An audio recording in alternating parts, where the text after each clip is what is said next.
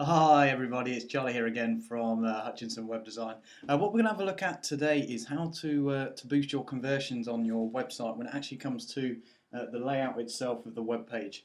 There's a lot of factors here that can have quite a big difference on actually getting your customers or visitors to take action on your website when you want them to. So we're going to have a look at probably our top 5 areas that we think you need to focus and look at. So let's get cracking in and let's get started.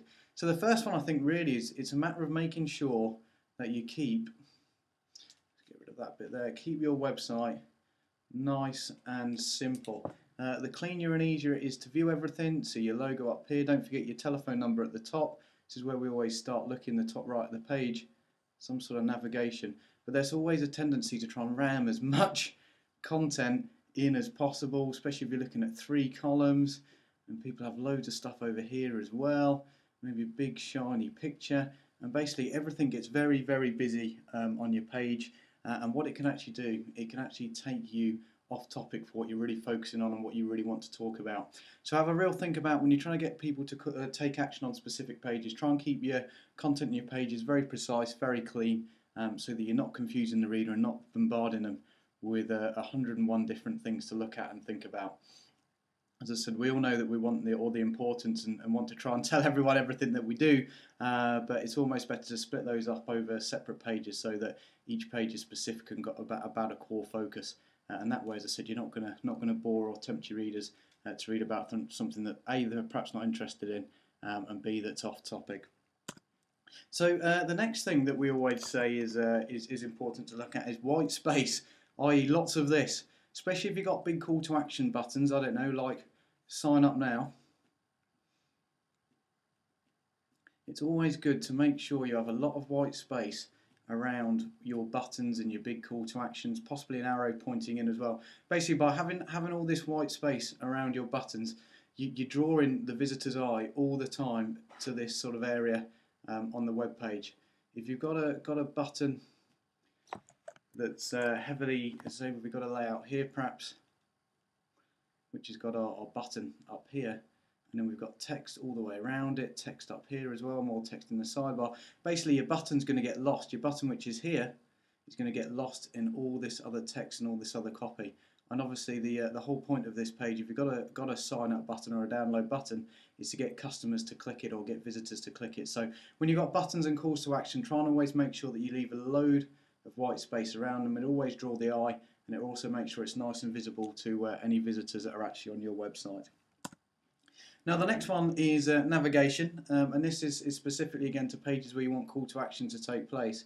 I know it's very tempting, always want to link, and it's good to have a good link structure on your website for SEO purposes, but on your call to action pages, always try and limit your navigation to a certain extent. Again, if you've got some sort of sign up button, if you've got a navigation here, maybe you've got one in your footer as well, and perhaps you've got one in your sidebar coming down here, all you're doing is you're enticing and encouraging people not to click this button here, but to instead perhaps go to your navigation or click your side links or click your footer links.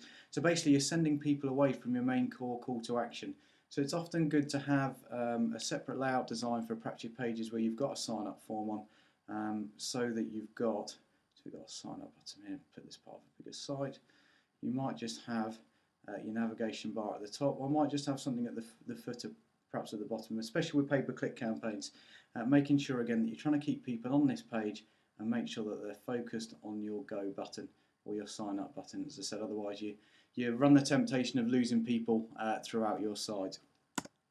So the next one is again is link based, but there's often a lot of temptation. Sometimes you're limited to it if you're using PLR content or whatever it might be. But if you've got a lot of text on your page, and or if you're linking to resources and articles, is to actually link. Link in there.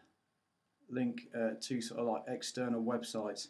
Now, obviously, if you're linking to external websites, it's good to link to external websites. It can enforce credibility in bits and pieces as well throughout a site. But you really don't want to do it on a page where you've got some sort of a call to action button.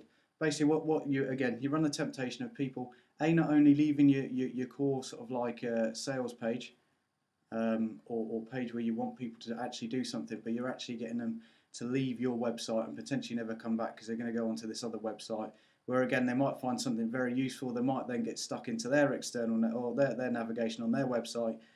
5-10 minutes later, they've completely forgotten about you. They definitely haven't clicked your sales button here or your go button. As I said, you've potentially lost that prospect for a while now, unless they can re-find your website and come back to it. So again, it's not only watch internal links, but watch your link into external websites as well, especially on your core pages with which you're trying to get a call to action on there. Now, what we'd also try and say, again, this is related to pages, perhaps pages where you've got sign-up forms or actual sales buttons or whatever it might be. Try and keep it within the one page. You see this a lot now with checkout forms and checkout processes. Although you might have a 1, 2 and a 3-step process, basically it's just making sure that everything's nice and fluid for your visitor. It all sort of like keeps almost within one simple page, so the click between the steps or whatever it might be that you need to complete is very fluid, and you're not actually forcing them to refresh or reload the page. This can perhaps be done with some clever JavaScript or whatever it might be. But each time you're sort of like forcing or getting a customer to go through to a next step or a step 2 and even a step 3 in a next page as well, again you're risking the chances that that customer is either this a checkout process, might leave your process altogether, or if it's actually some sort of sign-up process or whatever it might be, you might start losing people at stage 2, you might start losing people at stage 3, whereas at stage 1 they were fully bought in and they were sold on what you were offering. So like 2 or 3 pages later they might not be. So again, it's just trying to make sure that you keep everything nice and simple, try and keep it all on one page, and basically what that will do as well, it'll make sure that you keep your readers' attention. Now this also applies if you've got sort of like long articles and whatever it might be as well. If you've got a lot of key information, rather than having sort of like see more on page 2, it's always good. Don't be scared of using long pages.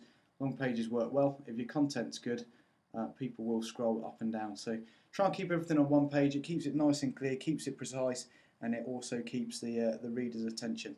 And you're not forcing them to click through and navigate onto to multiple pages. Whereas we said you're potentially quite losing. So that's everything from there. That's our top 5 tips as far as website layout's concerned when it comes to conversions. Thanks for listening, and we'll see you all soon.